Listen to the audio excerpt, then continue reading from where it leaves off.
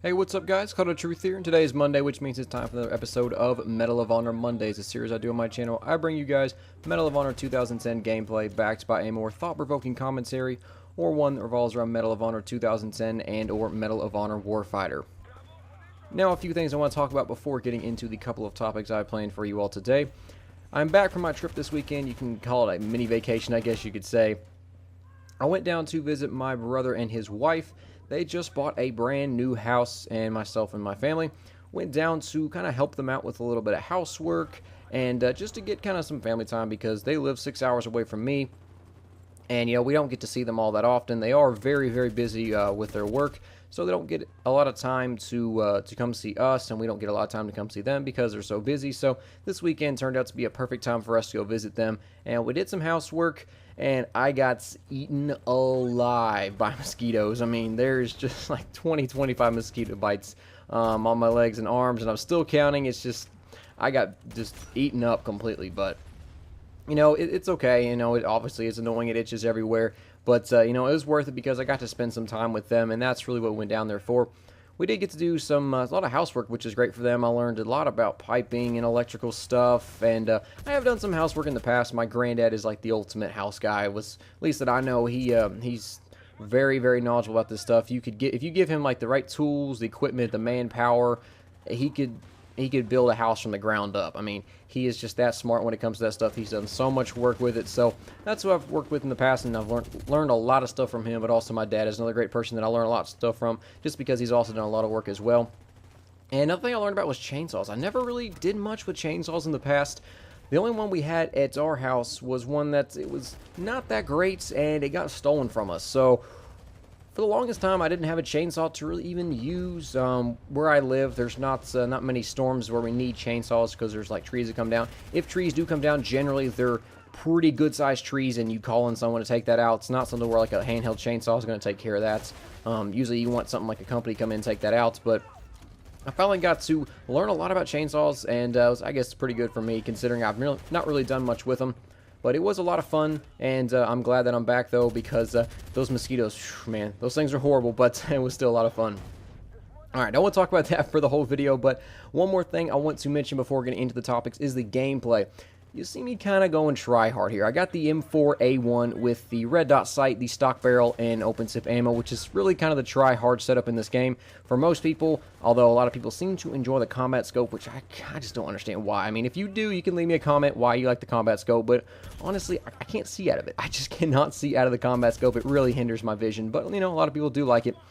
The reason why I was going kind of try-hard in this game is because my team didn't really help me out too much, and I was trying to carry them. I was trying to just carry my entire team on my back and see if we could pull out a victory. And this is a perfect example of why Medal of Honor 2010 is a team-based game. Now, unless you're someone like Old Bean or Almost Evil, and you can just dominate, I mean, just flat-out dominate, you're just so much better than everyone else. If you're an average person like me, it's hard to do that. It is really hard to carry an entire team on your back. I mean, it's basically impossible. Very, very seldomly have I ever done that, but this gameplay, I really tried. I tried my hardest for us to win the game, and I was playing with I Am Awesome. He is a longtime subscriber, and he's very new to Medal of Honor, so he actually did very, very well in this game. I do applaud you, buddy. He had a great game, considering the fact you are still new and learning your way through this game. I just want to say, great job, buddy. Hopefully, I will see you out there in some more Medal of Honor games.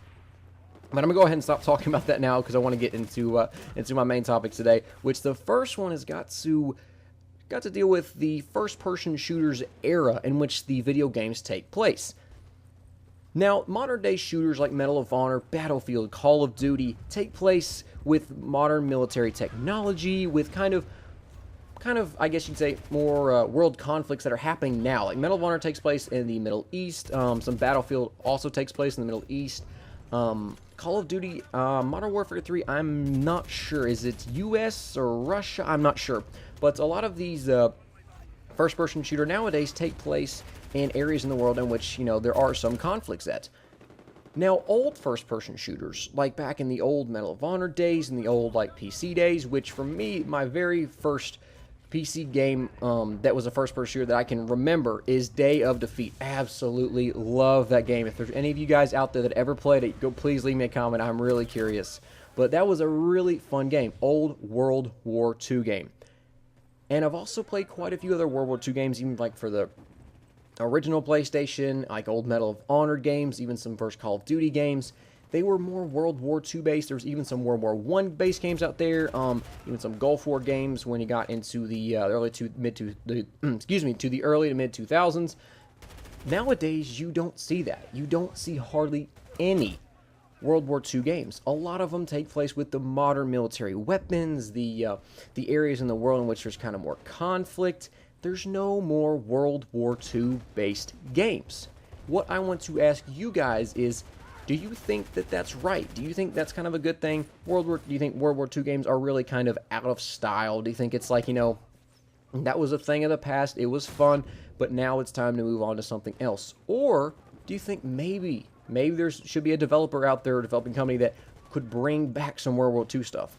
I'm not talking about the whole, like, the game mechanics and everything like that, because a lot of they've changed a ton, and a lot of them have been for the good, for the better of first-person shooters. But it'd be fun if someone like even DICE, or if I can't for the life of me cannot remember right now off the top of my head who's making Warfighter. Danger Close. There we go. That would have been very embarrassing. But Danger Close, if someone like them could bring back a World War II game, some old weapons, some old even like old areas of the world in which the conflicts took place in, I think that could be a lot of fun. But I don't know. I would like to ask your guys' thoughts on this. Go ahead and leave them in the comment section as far as what you think about World War II games, if they should make a return to the first-person shooter genre, or if you think they're kind of a thing of the past and should just be left out. Now, the other thing I want to talk about is Battlefield 3. Yes, Battlefield 3. I want to drag that into this commentary today. Now, as you guys know, coming up this fall, there's going to be a lot of games released. You have Crysis, Halo, Medal of Honor Warfighter, and Black Ops 2. Do you guys think that Medal of Honor Warfighter, as well as those other games, but mainly I'm talking about Warfighter here, could drag people away from Battlefield 3 and ultimately kind of just bring it down? Because Battlefield 3 right now is still a fantastic game. A lot of people play it, but there are quite a few people out there looking forward to these new games coming out this fall, and one of them being Medal of Honor Warfighter. Now, I know Battlefield 3 and Medal of Honor Warfighter appear to be different, quite different. Now, we don't know that for 100% sure, because obviously Medal of Honor Warfighter has not come out yet. We don't know what the gameplay is like, or the game types, etc., but it appears to be pretty different.